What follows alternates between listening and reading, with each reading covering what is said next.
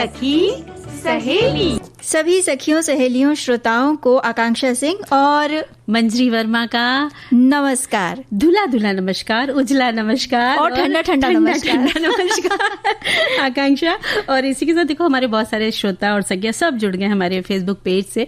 तो हमारे एक श्रोता ने बड़ा प्यारा सा कमेंट लिखकर भेजा है, पहले हम उसको पढ़ लेते हैं फिर हम आगे बढ़ेंगे। क्या ये लिखते हैं कि आकांक्षा कि आज हमारे यहाँ तापमान 43 डिग्री में गर्म जोशी भरा नमस्कार इन्होंने कहा है। तो इसलिए मैंने कहा आज ठंडा ठंडा उजला जुला नमस्कार दे देते हैं इनको। और इन्होंने कहा कि आज के सभी विषयों पर यथा योग्य चर्चा शुरू होने से पहले इस कड़ी धूप और गर्मी से बचकर एक झपकी ले लूं यदि इजाजत हो तो भाई आप तो झपकी ले ही चुके हैं, तो अब जाग जाइए, है ना। जाग जाइए, हमसे जुड़ जाइए।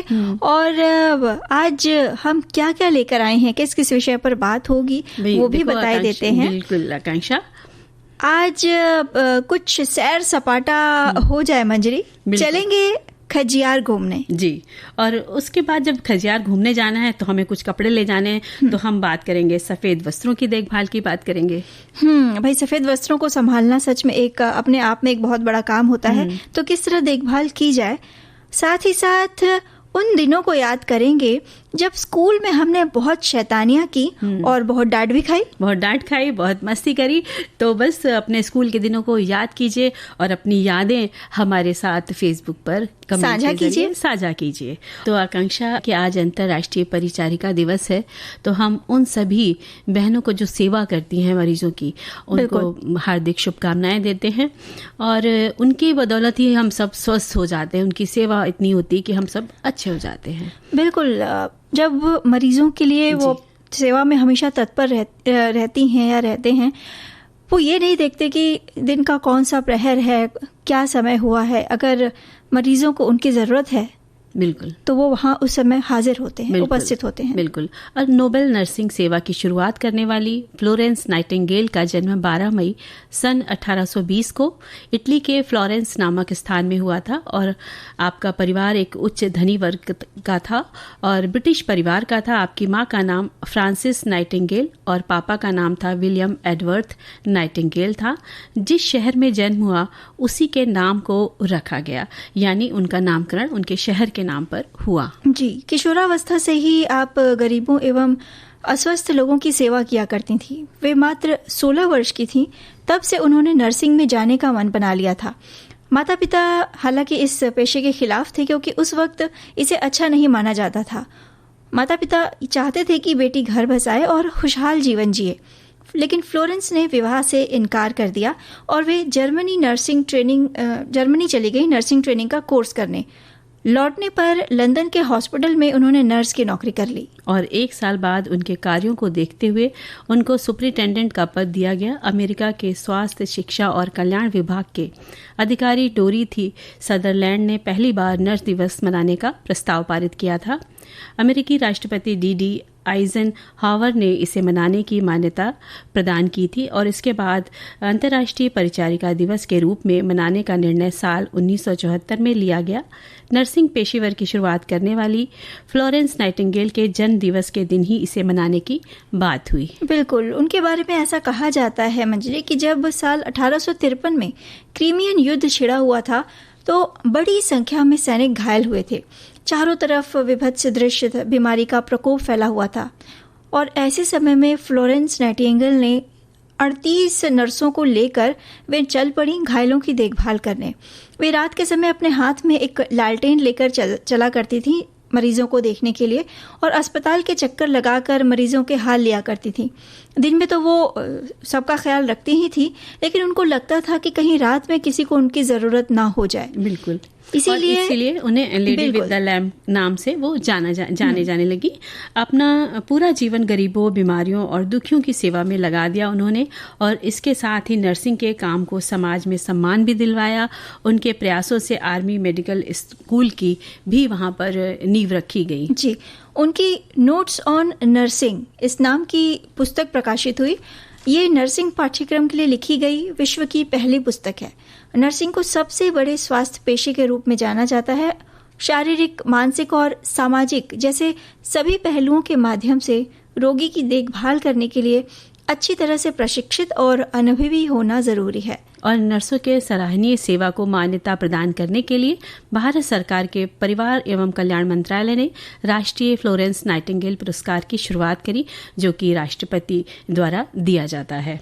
और हर साल की एक थीम रहती है, तो इस साल इस दिवस को जब हम मना रहे हैं तो इसकी थीम है नर्स, एक आवाज नेतृत्व का।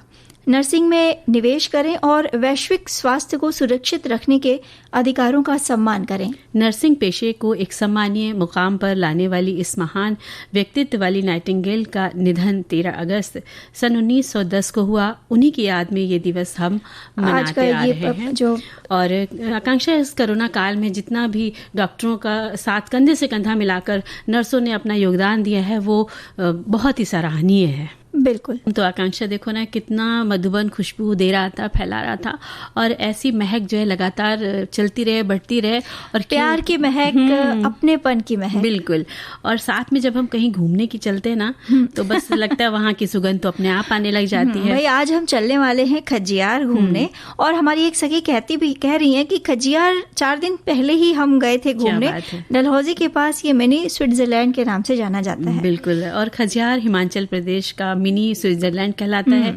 खूबसूरत वादियों में बसा एक प्यारा सा हिल स्टेशन है। खजियार समुद्र तल से 6500 फीट की ऊंचाई पर स्थित है। यहाँ चारों ओर खूब हरियाली तो है ही, साथ ही हरे भरे घास के मैदानों की रंगत बड़ी ही दिलकश होती है आकांक्षा। और यहाँ किसी भी महीने में आप जा सकते हैं।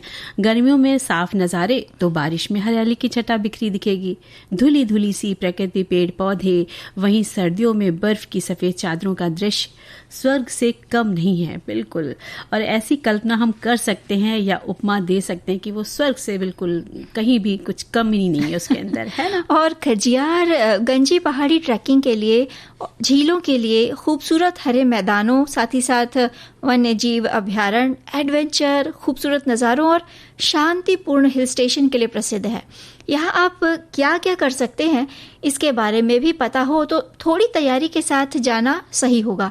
आप यहाँ पैराग्लाइडिंग कर सकते हैं, ट्रैकिंग, घुड़सवारी है, बॉल रोल जोरबिंग भी कर सकते हैं। इसका मतलब ये होता है कि एक बड़ी बॉल के अंदर बैठकर गोल गोल घूमना। बिल्कुल। और आकांक्षा, ये सारे जो एडवेंचर किए जाते हैं यहाँ पर, तो उन पे अलग अलग सबके चार्जेस भी हैं, जिसके बारे में सबको पता होना चाहिए। और इस हिल स्टेशन की खास बात ये भी है कि हिमालय पर्वतमाला के धौलधर पर्वत श्रृंखला में स्थिर एक पठारी क्षेत्र है।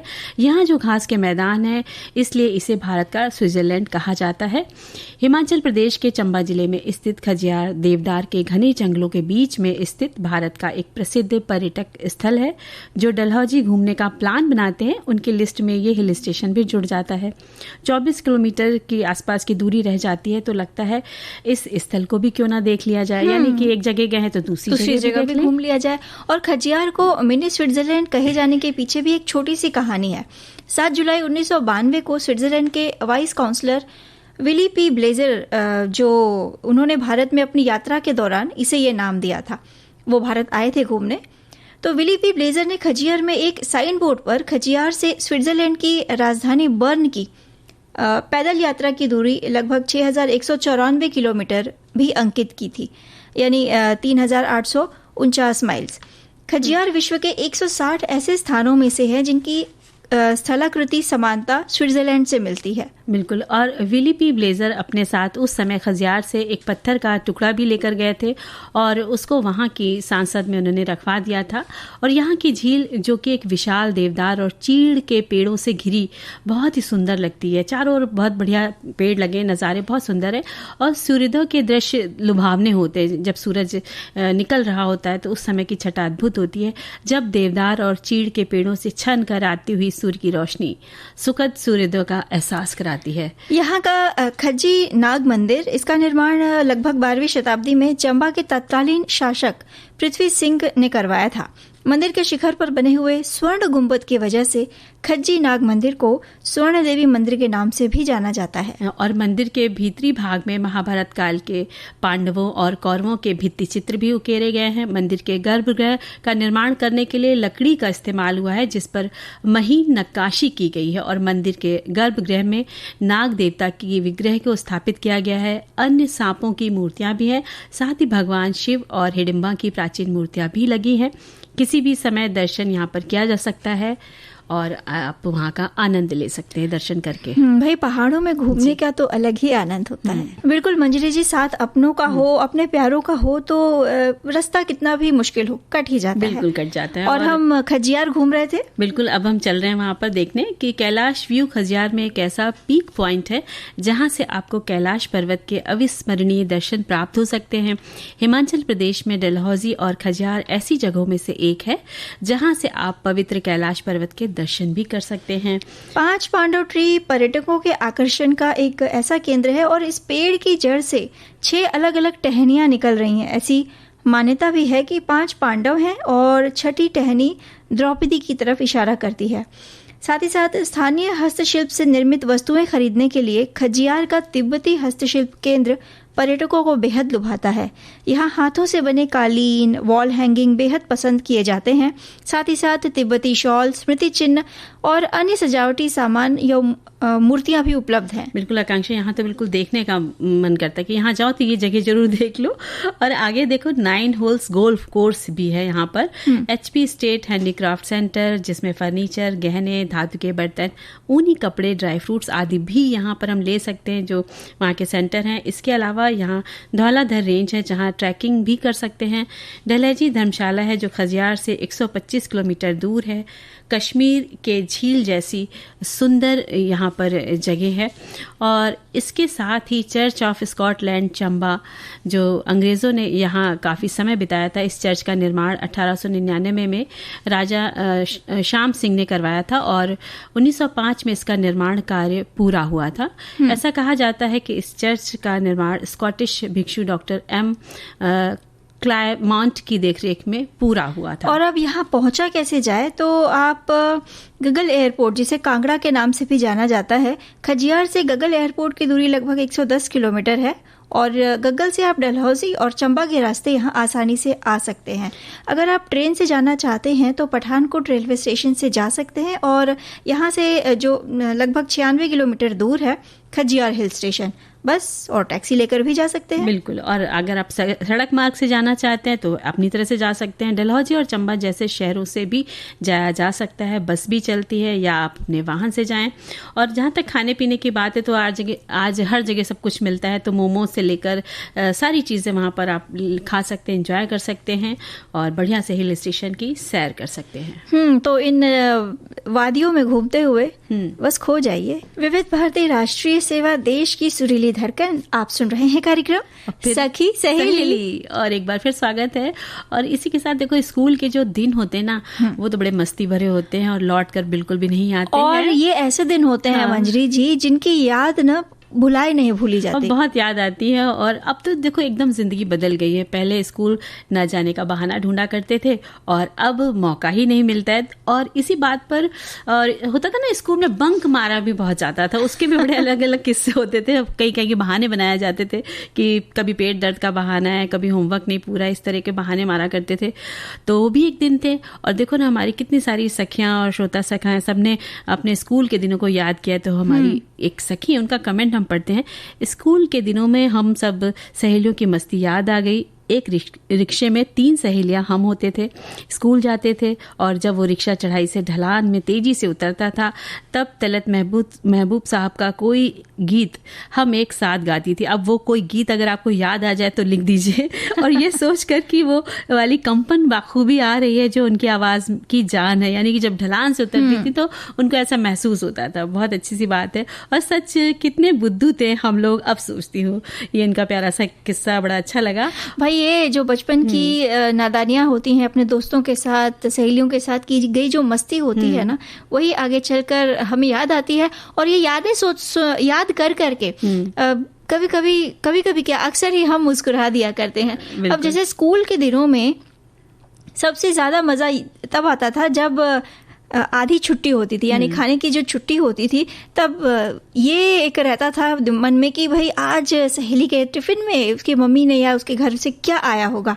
तो क्लास में औरों के टिफिन से खाना और पानी पीने के बहाने पूरे स्कूल का चक्कर लगाना, पूरे मैदान का चक्कर लगाना, ये भी एक बहाना हुआ करता था। और होमवर्क ना कर पाने का डर भी रहता था, और ये डर उस समय खत्म होता था जब क्लास में जाते थे ना और पता चलता था कि आज बहुत सारे बच्चों ने होमवर्क नहीं किया है, तो मतलब बड़ा राहत मिलती थी। अकेले हमें ही सजा नहीं मिलने वाली, हमारे साथ और भी लोग रहेंगे। बिल्कुल। हमारी एक सखी कह रही हैं कि स्कूल की मस्ती के दिन याद आ गए, सबसे पीछे की बेंच पर बैठना और फिर खूब मस्ती करना। पर जल्दी ही टीचर को समझ आ गया और पीछे बैठना बंद हो गया। टीचर आते ही सबसे पहले आगे बैठने को कहती, वो भी अलग अलग। तो जो ग्रुप था मस्ती करने वाला वो दूर दूर हो गया। तो स्कूल के सांस्कृतिक कार्यक्रम हो या चुनाव हो, सब में खूब मस्ती के साथ भाग लिया जाता था। आज स्कूल की यादें ताज़ा हो गई। बिल्कुल। और हमारी एक सखी ने ये लिखा है कि और शैतानी लिखी है कि वो दिन याद करो, शैतानियों का दिन भी बचपन कहलाता है, और वो भी स्कूल में शैतानी ना हो ये हो ही नहीं सकता। हम सभी नई 8वीं क्लास में हाई स्कूल में आए, नए मतलब 8वीं क्लास में हाई स्कूल में आए थे। नल खुला छोड़ने की हमारी हरकत से प्रिंसिपल बेहद नाराज रहती थी, क्योंकि हमारा क्लासरूम बगल में था और पानी और पीने का पानी भी बगल में ही था। छोड़ती तो सभी थी, लेकिन सजा हम सभी 8वीं सेक्शन को मिलता था।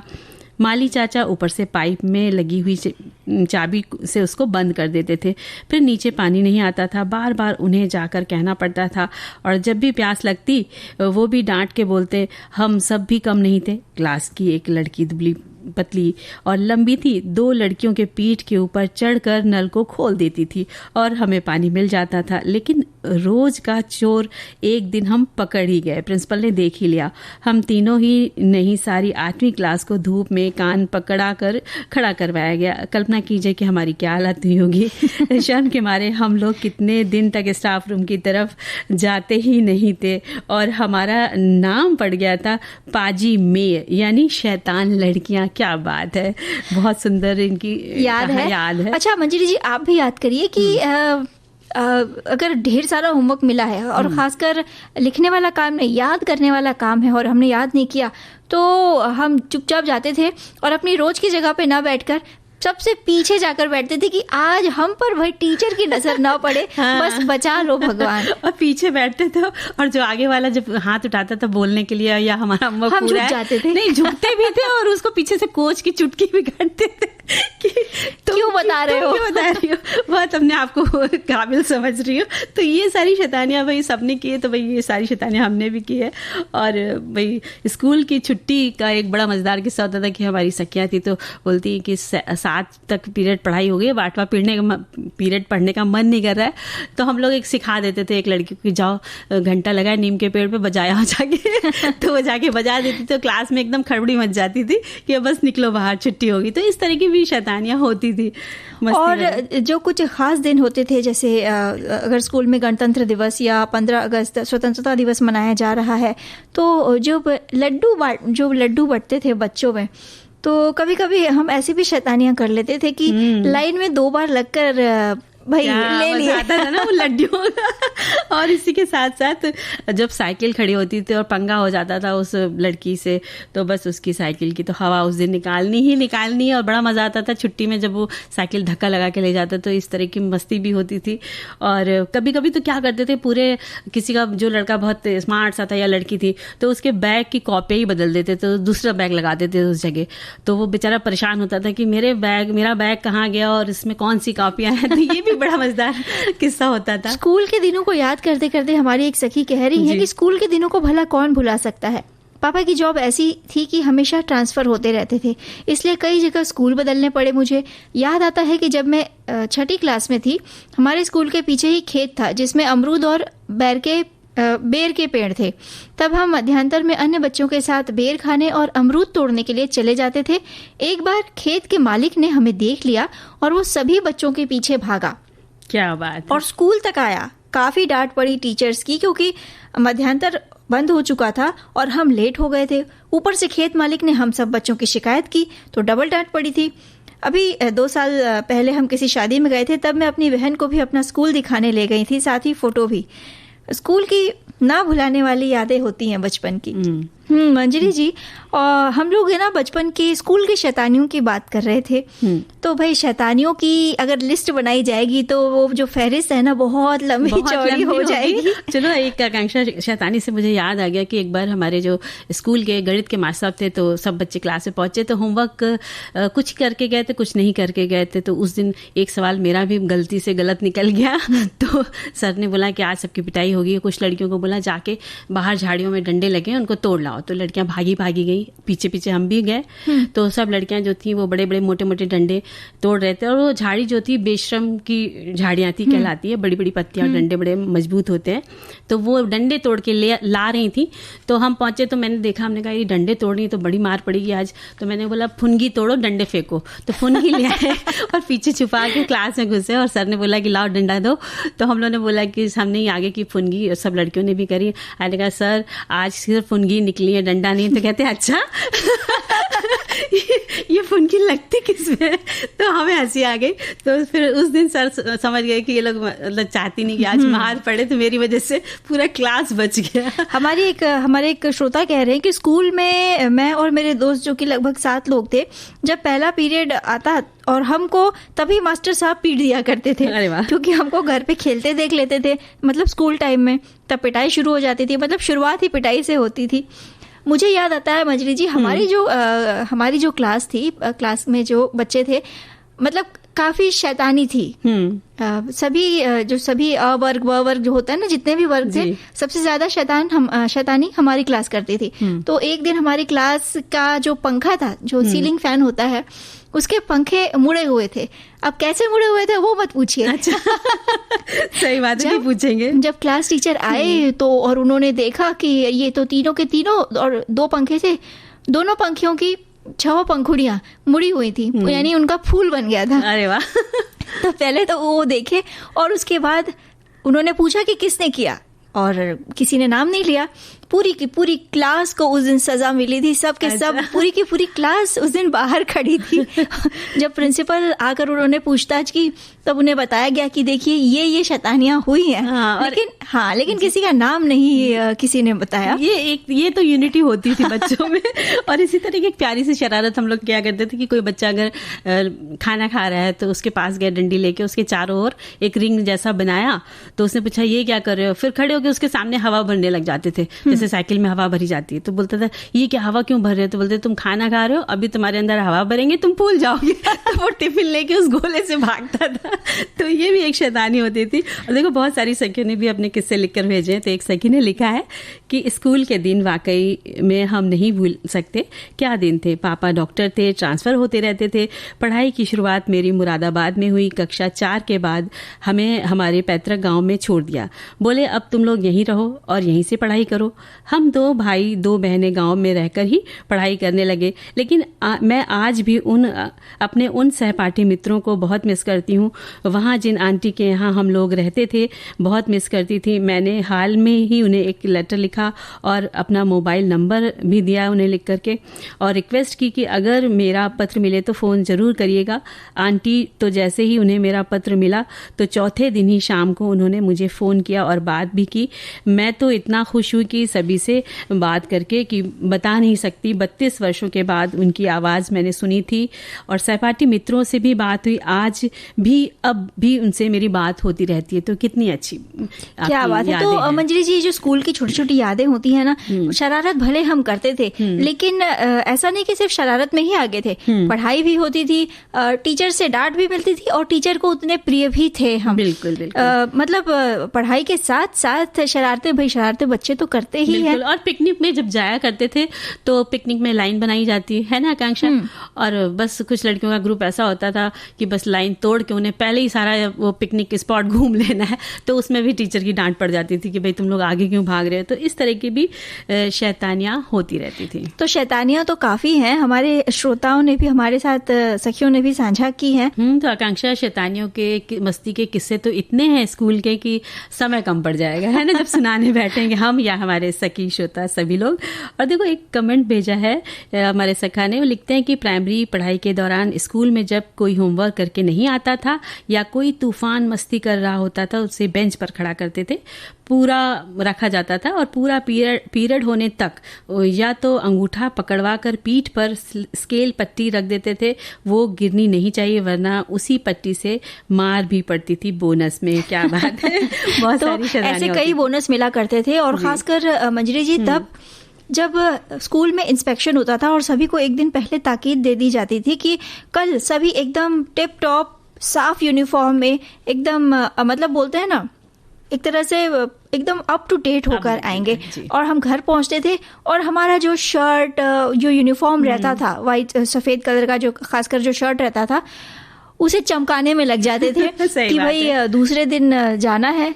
तो कोशिश ये रहती थी कि इतने सारे बच्चों में हम सबसे ज्यादा उजले दिखे। बिल्कुल। और जब सफेद कपड़ों की बात आती है तो बहुत देखभाल मांगते हैं वो। और पहले तो उन्हें अलमारी में एक पारदर्शी बैग में रखने की सोचनी चाहिए कि रंगीन कपड़ों के साथ उन्हें धोना भी नहीं है, रंगीन कपड़ों के साथ आसपास भी नहीं रखना है। और हैंगर से फैलाते समय ये भी ध्यान रखना है कि हैंगर में जंक भी ना लगा हो, ये भी बहुत ध्यान रखना चाहिए। सफेद कपड़ों के पास रंगीन कपड़े भी नहीं फैलाने चाहिए, उचित दूरी उनमें भी बना के रखें। और जब भी कुछ खाते समय कुछ गिर जाए तो आप तुरंत उसको पानी से धो लें। बिल्कुल, ये सफेद कपड़े पहनने में जितने सुंदर दिखते हैं, जितने आरामदायक होते हैं, खासकर गर्मियों के दिनों में अगर सूती कपड़े हो सफेद रंग के तो कहना ही क्या, लेकिन उतना ही ये देखभाल मांगते हैं। इन्हें पहनते समय भी संभालना रहता है। तो कुछ तरीके अपना कर हम इनकी चमक को बरकरार रख सकते हैं, जैसे कि एक बाल्टी गर्म पानी में 2 बड़े चम्मच नींबू का रस डाल दें, 5 मिनट सफेद कपड़ों को इसमें भिगो दें, लगभग 1 घंटे तक भीगा रहने दें, फिर धो लें तो कपड़ों पे जो पीलापन जम जाता है वो दूर होगा। और पसीने के दाग वाली जगह पर भी गीला करके नींबू का रस लगा दें, किसी मुलायम ब्रश से रगड़ें, ऐसे ही छोड़ दें। करीब 1 घंटे बाद पानी से साफ करें। आप सफेद सिरके का भी इस्तेमाल कर सकते हैं। और सफेद कपड़ों को आकांक्षा 1 दिन से ज्यादा बिल्कुल नहीं पहनना चाहिए। जी, सिल्क या रेयॉन के कपड़ों पर सिरके का इस्तेमाल नहीं करना चाहिए। इसके बाद आप बेकिंग सोडा 1 कप लें और आधी बाल्टी पानी, इसमें कपड़े ज़्यादा देर भिगो दें। बेकिंग सोडा 1 कप की मात्रा तब लें जब कपड़े ज़्यादा हो, वरना अंदाज से आप ले सकते हैं। और बाद में डिटर्जेंट से साफ कर लें। और आधी बाल्टी गर्म पानी में आधा कप ब्लीच मिला लें। 10 मिनट सफ़ेद कपड़े भिगो दें। ब्लीच को सूती कपड़ों पर ही लगाएं। 10 मिनट बाद आप साफ पानी से धो लें तो आपके सफ़ेद कपड़े साफ हो जाएंगे। और ये भी बता दें कि अगर ये ब्लीच अगर रंगीन कपड़ों पर पड़ जाता है तो उतना मतलब जहाँ पर गिरता है वहाँ कलर उतर जाता है। तो आपको इस बात की सावधानी रखनी है। और साथ ही कुछ सावधानियां ये भी रखनी है कि जैसे नए सफ़ेद कपड़ों को पुराने सफ़ेद कपड़ों के साथ न धोएं और सफ़ेद कपड़ों को गर्म पानी में धोएं। बिल्कुल। और कुछ लोग ज़्यादा डिटर्जेंट डाल देते हैं, सोचते हैं कपड़े ज़्यादा साफ होंगे। ऐसा नहीं है, जितनी आवश्यकता हो उतना ही डालें, वरना पानी भी खूब लगता है और सफ़ेद कपड़े तो कम डिटर्जेंट में भी साफ हो जाते हैं। और अगर आप वॉशिंग मशीन में कपड़े धो रहे हैं तो अलग रंग के कपड़े उसमें ना मिलाएं। धोने के बाद मशीन को साफ पानी से अवश्य साफ करें और सारे जो नॉब होते हैं मशीन के वो भी सही दिशा में वापस कर दें। और क्योंकि जब हम किसी का इस्तेमाल कर रहे हैं किसी मशीन का तो उसके प्रॉपर ध्यान रखना भी जरूरी है। और छोटे बच्चे या नन्हे शिशु या कम उम्र के बच्चे, उनके कपड़े हमेशा अलग अलग ही धोएं, यानी बड़ों के कपड़ों के साथ ना धोएं, बल्कि महिला व पुरुष दोनों के जो वस्त्र होते हैं उनको भी अलग अलग ही साफ करें। बिल्कुल। और सफेद वस्त्रों को पहनते समय अपना ध्यान भी रखें कि आप जहाँ बैठ रहे हैं वो जगह भी आपकी साफ सुथरी है। थोड़ा सा आपको अलर्ट रहना हाँ, तो सफेद वस्त्रों को पहनने का आनंद आप उठा सकते हैं कुछ सावधानियां बरतते हुए। मंजरी जी, तो जो बच्चा होता है ना वो हर एक के दिल में छुपा होता है, तो इस बच्चे को अपने अंदर जीवित रहने दे। और शैतानियां तो सभी करते हैं, इसीलिए तो हमने याद दिलाया सबको अपने मस्ती भरे दिन। तो बस चलते चलते विदा लेते हैं सखी सहेली कार्यक्रम से। सभी को मस्ती भरा नमस्कार। सभी को मस्ती भरा नमस्कार। मंजरी वर्मा और आकांक्षा सिंह का।